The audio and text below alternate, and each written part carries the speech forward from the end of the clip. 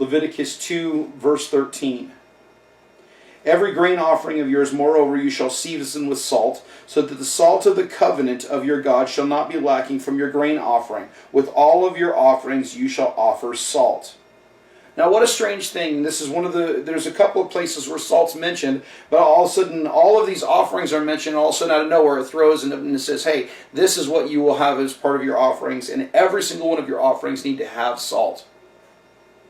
Now, what that is designed to do is help us to understand the perpetuity of the nature of the covenant. The covenant is just not something that is here for a while, here for a time, and then disappears. Salt doesn't just here for a time and disappears.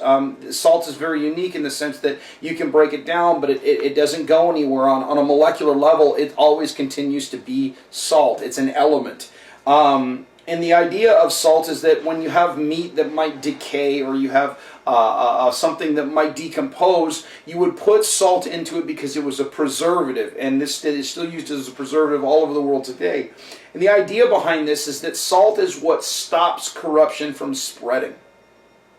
Yeshua is talking to his disciples later on, and he says, what do you do with salt if it's lost its flavor? It says it's good for nothing but to be thrown out and trampled underfoot.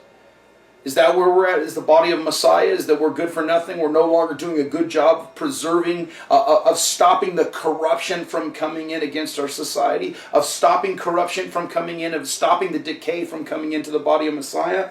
No, certainly not. He says we are the salt of the world, the light of the world, the salt of the earth.